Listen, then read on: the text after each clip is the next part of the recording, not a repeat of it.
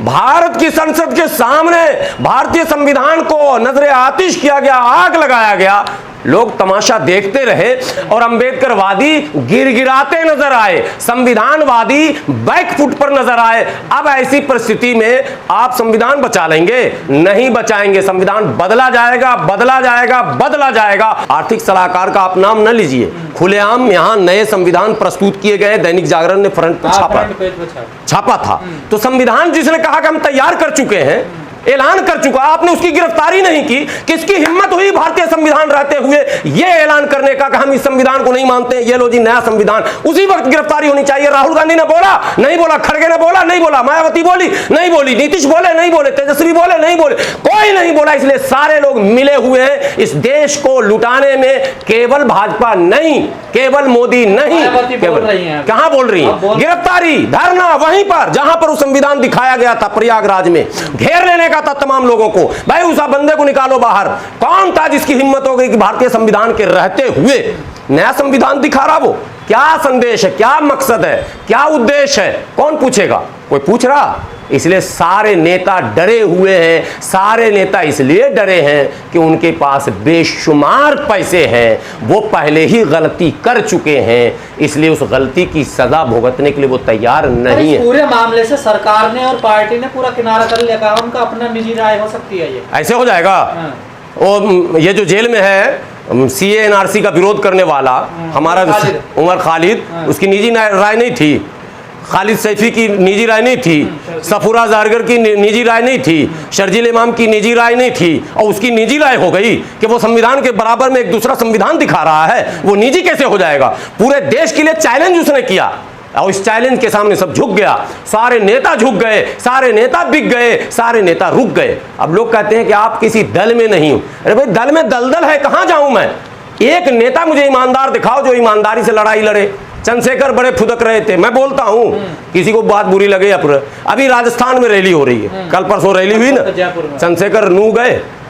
अभी हिंदू महापंचायत हुआ 50 गांव का, चंद्रशेखर को भी दलित महापंचायत करना चाहिए ना भाई। उस पंचायत से मुसलमान संकट में नहीं है, संविधान संकट में है। लेकिन आप समझ रहे हैं मुसलमान संकट में, और सारे मुसलमान चंद्रशेखर की जिंदाबाद भी कर रहे हैं। भाई ऐसा नहीं कि आपकी पार्टी में हम आ नहीं रहे। इसका कोई भी नेता नहीं गया, कोई नेता नहीं गया। मैं कोई नेता से शिकायत नहीं कर रहा हूं, वो तो जाएगा भी नहीं। लेकिन कम से कम बहन जी के तरफ से लोग जाने चाहिए थे, कम से कम चंद्रशेखर जी की तरफ से लोग जाने चाहिए थे, कम से कम उन पार्टियों की तरफ से जो पार्टी संविधान की और दलित मुस्लिम पिछड़े और शोषित वर्गों के हक और अधिकार के लड़ाई की बात करती है।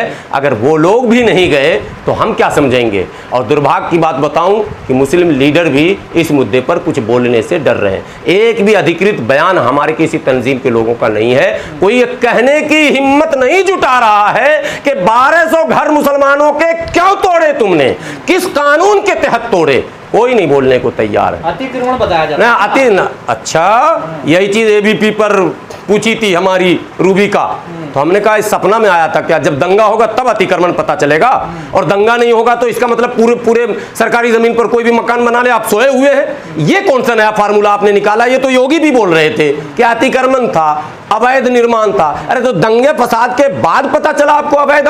पहला हमला संविधान पर 10 अगस्त 1950 को कांग्रेस के द्वारा किया गया। उसके बाद निरंतर जो संशोधन के नाम पर खेल चला इस देश में, और जो लेबर के अधिकार थे, मजदूरों के अधिकार थे, उसके पर कतरे गए। मजदूरों के अधिकार को कम किया गया। लेबर लॉ को हमेशा जो है, हमेशा उसमें अमेंडमेंट होता गया, होता गया, होता गया। आज मजदूर कटोरा लेकर खड़ा है।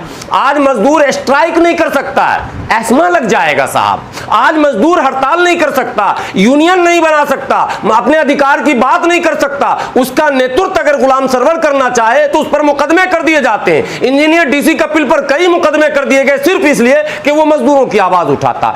ऐसे मुल्क में कितने लोग हैं जो मजदूरों की आवाज उठाते हैं और जेल में जाते हैं। क्या ये भारतीय संविधान है? संविधान का मजाक उड़ाया गया, लगातार उड़ाया गया, और अब वो दिन आ गया। आना था चूंकि आप आंख बंद कर देख रहे थे तमाशा ना, तो अब वो दिन आया कि आम इंसान दिल्ली की सड़कों पर और पार्लियामेंट के सामने जंतर मंतर पर खड़े होकर कहता है मनुस्मृति लागू करूंगा।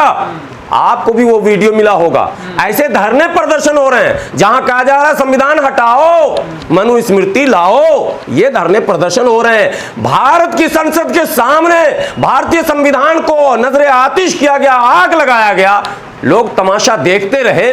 भारतीय संविधान में जब जात के नाम पर या वर्ग के नाम पर या आर्थिक आधार पर आरक्षण की व्यवस्था नहीं है, बल्कि सामाजिक व्यवस्थाओं के अनुसार आरक्षण की व्यवस्था है। लेकिन भारत की संसद में भारत के प्रधानमंत्री ने 10% अपर कास्ट लोगों को इकोनॉमिक बेस पे ईडब्ल्यूएस का बहाना करके, जो आर्थिक दृष्टि से पिछड़े लोग हैं, उनको एक पैमाना दिया गया 8 लाख। हंसिएगा आप, यहां ओबीसी में जो क्राइटेरिया है वो कुछ और, जो क्रीमी लेयर की बात मैं कर रहा हूं, और वहां 8 लाख। हंसने वाली बात है। और कहा गया जी अब 10% आरक्षण होगा। पूरे देश में सन्नाटा था। गुलाम सरवर के अलावा मुझे लगता है लोगों ने बोला ही नहीं। आपके चैनल पर मैं उस समय भी बोला था, याद है आपको, मैंने कहा था यह असंवैधानिक है, इसका विरोध होना चाहिए, चक्का जाम होना चाहिए, संसद ठप होना चाहिए, जब तक ये वापस ना हो तब तक लड़ाई होनी चाहिए सड़क से सदन तक। लेकिन वो मनुवादी हावी रहे और अंबेडकरवादी गिड़गिड़ाते नजर आए, संविधानवादी बैकफुट पर नजर आए। अब ऐसी परिस्थिति में आप संविधान बचा लेंगे? नहीं बचाएंगे। संविधान बदला जाएगा, बदला जाएगा, बदला जाएगा, और आप कुछ नहीं करेंगे। लिख के ले लीजिए। मैं 3 बार इसीलिए ये बात बोला हूं, इसलिए कि सारे लोग अपनी संपत्ति बचाने में लगे, अपना परिवार बचाने में लगे हैं। उनको देश की चिंता नहीं, उसको जनता की चिंता नहीं, उसको आवाम की चिंता नहीं। कहते हैं मैं ओबीसी का लीडर हूं, ओबीसी की चिंता नहीं, अपनी चिंता। मैं एससी का लीडर हूं, एससी का चिंता नहीं, अपनी चिंता। मैं एक मुसलमान बचा हुआ बेचारा। मुसलमान का हाल यह है, कांग्रेस में जाइए वहां भी मुसलमान, वहां भी दाढ़ी टोपी, भाजपा में भी दाढ़ी टोपी, सपा में भी दाढ़ी टोपी, बसपा में भी दाढ़ी टोपी, टीएमसी में भी दाढ़ी टोपी, आरजेडी में भी दाढ़ी टोपी, जेडीयू में भी दाढ़ी टोपी, एनसीपी में भी दाढ़ी टोपी। भारत की कोई ऐसी पार्टी बता दो जहां मुसलमान न दिखे आपको। ये मुसलमान बेचारा, इसको कुछ पता ही नहीं कि हमें क्या करना। सबसे ज्यादा कंफ्यूज भारत में मुसलमान है। अब कंफ्यूज कैसे ना होता? कांग्रेस के जमाने में मौलाना आजाद ने कहा कि यही पार्टी है जो तुम्हारे हक अधिकार को दिलाएगी। मुसलमानों ने मौलाना आजाद की बात मानी, सबने कांग्रेस को दिया। कांग्रेस ने जब पूरे भारत में मुसलमानों का कत्लेआम करना शुरू किया, जब नैली नरसंहार हुआ, अब गुजरात रटाया जा रहा, आज के नौजवानों को नैली नहीं बताया जा रहा, जहां 1 घंटे में 5000 मुसलमानों को मार दिया गया था। आसाम का नैली एक शहर है, यूट्यूब पर गूगल पर सर्च करके लोग देख लेंगे जो आपके व्यूवर हैं। कोकराझार नहीं बताया जा रहा, मलियाना नहीं बताया जा रहा, हाशिमपुरा नहीं बताया जा रहा, मेरठ नहीं बताया जा रहा, सहारनपुर नहीं बताया जा रहा, वाराणसी, भदोही, मऊ, फिरोजाबाद, अलीगढ़, बुलंदशहर और क्या कहते हैं भागलपुर, बिहार शरीफ, भिवंडी, गोवंडी, टाटा, जमशेदपुर, कलकत्ता। अरे कोई शहर बता दो जहां कांग्रेस ने दंगा न करवाया हो। तब जाकर मुसलमानों के बीच फिर नए लोग आए, हम है बचाएंगे। उन्हें हम कहते हैं समाजवादी गिरोह। समाजवादी गिरोह आया, समाजवादी पार्टी नहीं, पूरा एक सेक्शन समाजवादियों का समाजवादी ही कहते हैं, यानी कांग्रेस और भाजपा के अतिरिक्त थर्ड फ्रंट ये आया सामने। मुसलमान उसके साथ हो लिया। कांशीराम साहब आए, दलित मुसलमान करो विचार, कब तक सहोगे अत्याचार, तो मुसलमान उनके साथ हो लिया। मुसलमान कहीं कोई ऐसी जगह नहीं थी। आज मैं कैमरे पर फिर बोल रहा हूं, नाम बदलने को लेकर हंगामा हो रहा है। योगी जी नाम बदल रहे हैं, बहन जी ने भी नाम बदला। उत्तर प्रदेश में सीतापुर भी एक शहर है, रामपुर भी एक शहर है, हनुमान नगर भी है, भरत नगर भी है, दुनिया जहान है। लेकिन बहन जी ने नाम बदला अकबरपुर का। मुझे शिकायत है, आपको अगर बाबा साहब अंबेडकर के नाम पर रखना था, आपको ज्योतिबा फूले के नाम पर रखना था, आपको अगर साहू जी महाराज के नाम पर रखना था, आपको अगर माता सावित्रीबाई फूले के नाम पर रखना था, आपको अहिल्याबाई होलकर के नाम पर रखना था, आपको झलकारी बाई के नाम पर रखना, आप रखिए। मैं तो कहता हूं साहब कांशीराम के नाम पर शहर बसाइए, बसाना चाहिए। इन महापुरुष हैं ये सब हमारी नजर में। यानी आप भी निशाने पर उसी को ले रहे हैं। सपा की सरकार आती है, कहा जाता अब मुसलमानों की सरकार आ गई। कुछ मुसलमान कथित नेता ये समझ रहे थे मेरी सरकार, लेकिन वहां भी खुला सांड की तरह छोड़ा गया सबको। और मुसलमान आज कहां है? उत्तर प्रदेश में और भारत के दूसरे राज्यों में। कुल मिलाकर मुस्लिम लीडरशिप से भी मुझे शिकायत यही है कि वो कोई रणनीति ऐसी तय नहीं कर सके कि भारत का मुसलमान किस दिशा में आगे बढ़े।